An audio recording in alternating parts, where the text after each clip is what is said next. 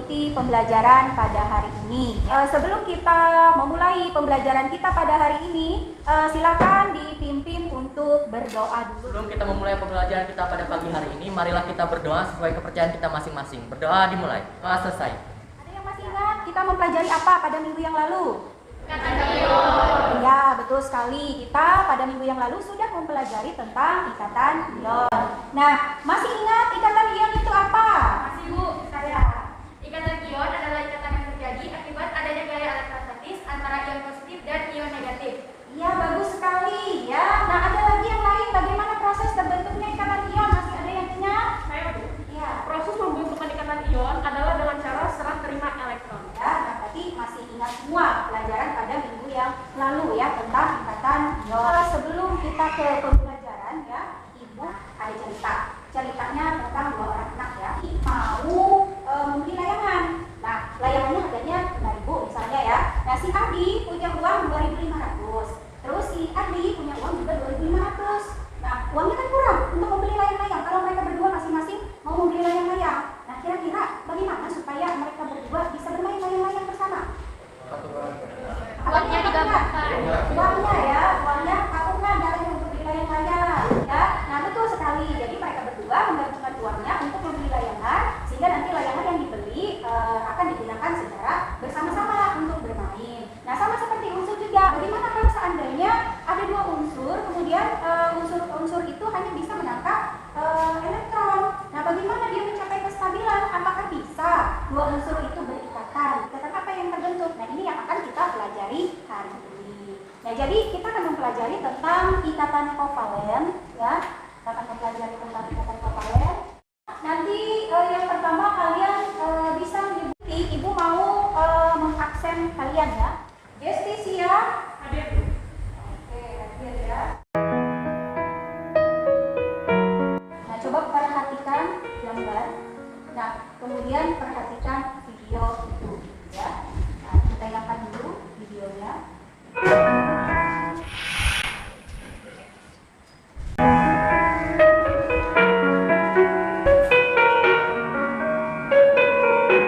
Perhatikan untuk kasus yang kedua. Nah, di sini ada gambar, kemudian ada link artikel.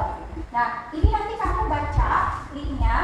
Nah, kemudian kamu rumuskan masalah juga dalam bentuk pertanyaan dan kaitkan dengan materi yang akan kita pelajari.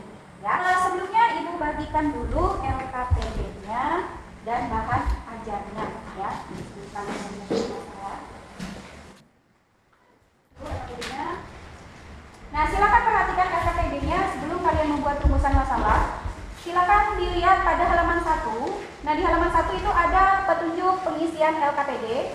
Itu harus dibaca dengan benar. Kemudian kalau ada yang tidak dimengerti, itu boleh ditanyakan ke Ibu ya. Di halaman 3 itu silakan dibuat rumusan masalah tadi dari gambar dan video yang kamu amati ya. Nanti sesudah kalian membuat rumusan masalah, kalian cari hipotesisnya atau jawabannya. Nah, di LKPD ada kolom untuk menuliskan hipotesis atau jawaban dari pertanyaan yang kamu buat pada rumusan masalah itu. Tetapi sebelum kamu menuliskan hipotesisnya, kamu harus mencari dulu informasi yang berkaitan dengan rumusan masalahmu tadi. Nah, untuk menjawab rumusan masalahmu.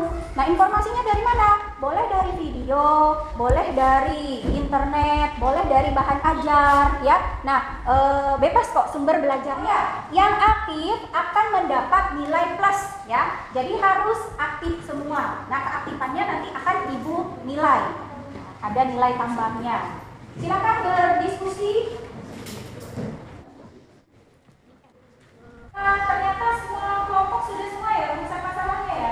Nah, jadi nanti Ibu minta untuk rumusan masalah kelompok 1, kelompok 2 yang jawab. Dan untuk kelompok 2 itu rumusan masalahnya kelompok 1 yang jawab. Nah, kalau untuk kelompok 3 silakan dijawab rumusan masalahnya, dibuat hipotesisnya nanti ya. Ikatan kovalen.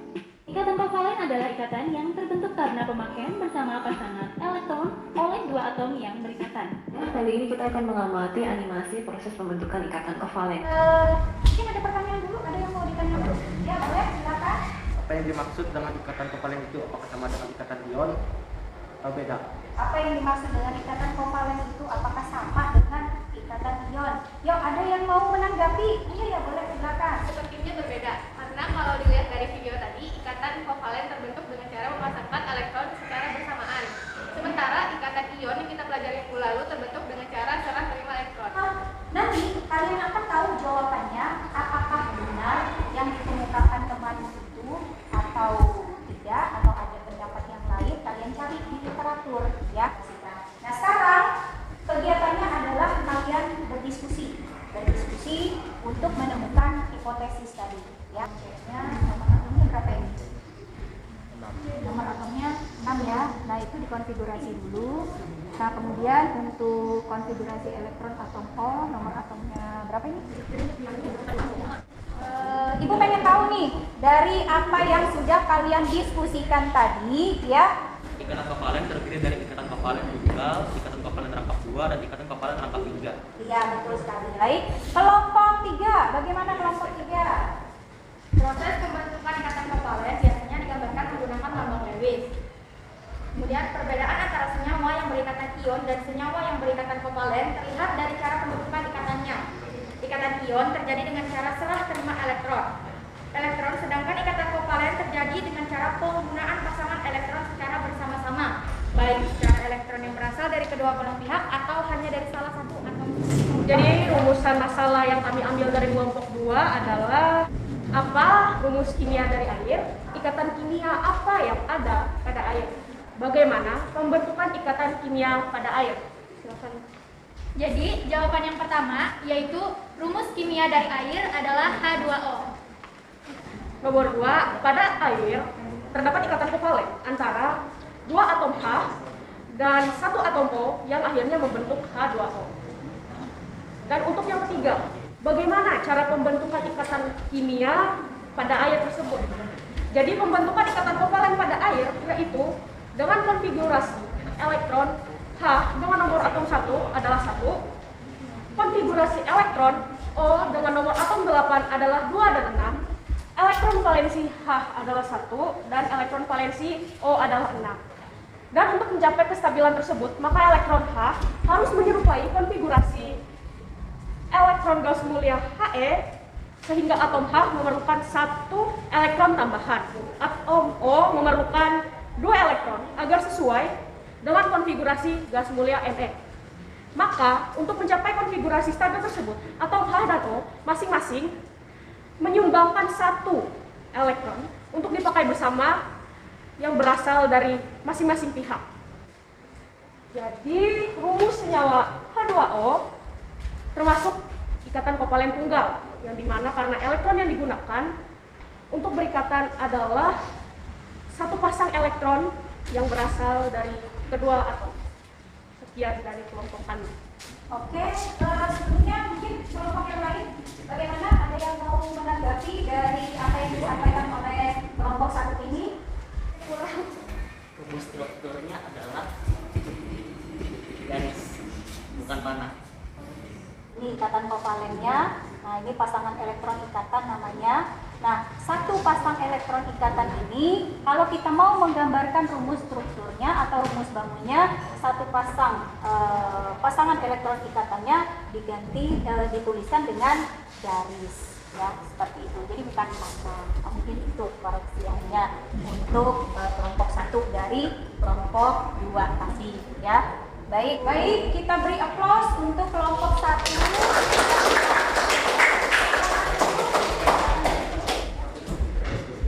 Rumusan masalah yang kami dapat dari kelompok 1 ialah mengapa ketika dibuka atau dikocok, minuman berkarbonasi menghasilkan buih. Kedua, senyawa apa dalam minuman tersebut yang menyebabkan buih.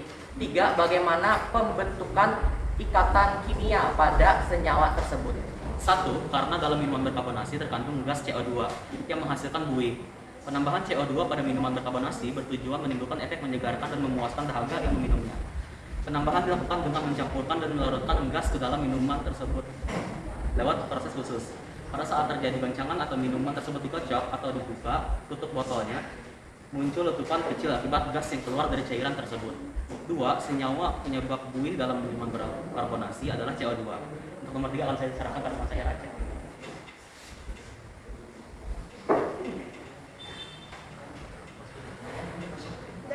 Oke, baik. Terima kasih untuk kelompok 2 yang sudah mempresentasikan hasil diskusinya. Kita beri applause dulu untuk kelompok 2.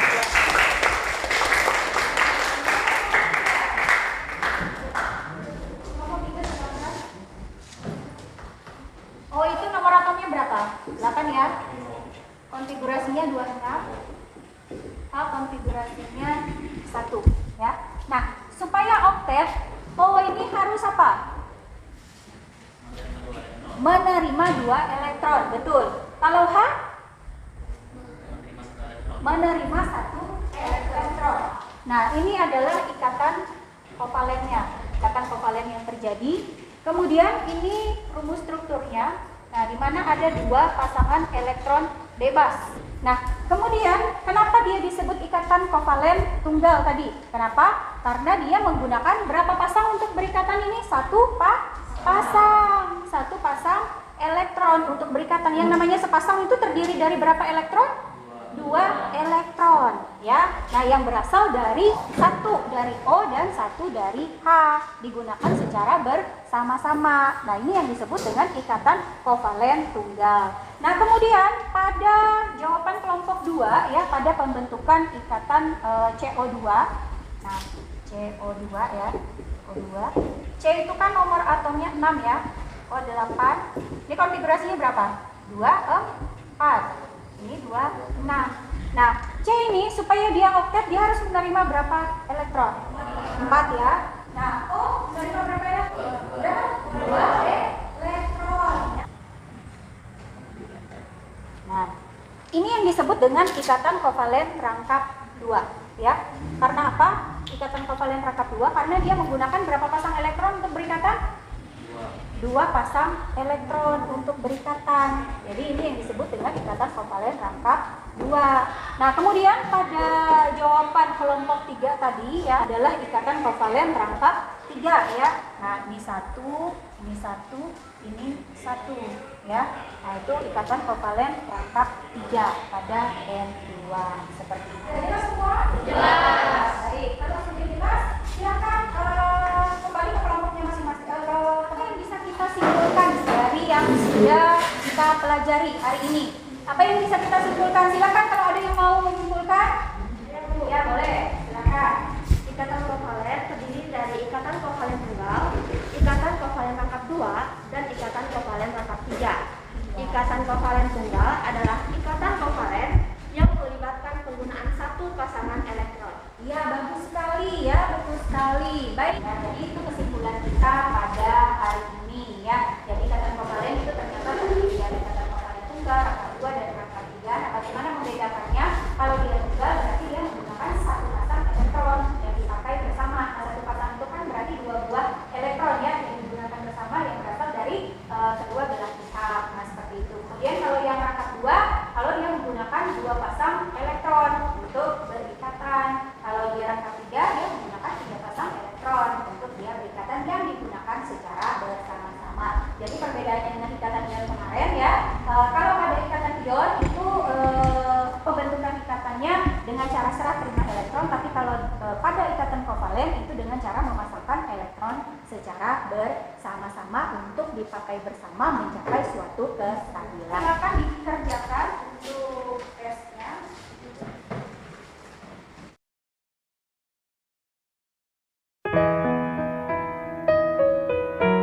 Coba perhatikan semua.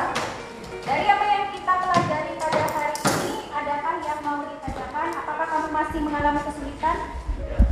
Tidak. Sudah paham semua? Oke, baik ya. Nah, apa yang kamu dapatkan dari apa yang kita pelajari hari ini mengenai ikatan kovalen? Ternyata ikatan kovalen dekat sekali ya dengan kehidupan kita. Nah, contohnya pada apa tadi? Pada air. Terus pada apa lagi? Udah itu ada apanya yang berbuih tadi? Ada? Oh iya, CO2 ya. Untuk minggu depan tugasmu adalah merancang percobaan untuk menguji daya antar listrik. Nah, seperti itu ya. Berdoa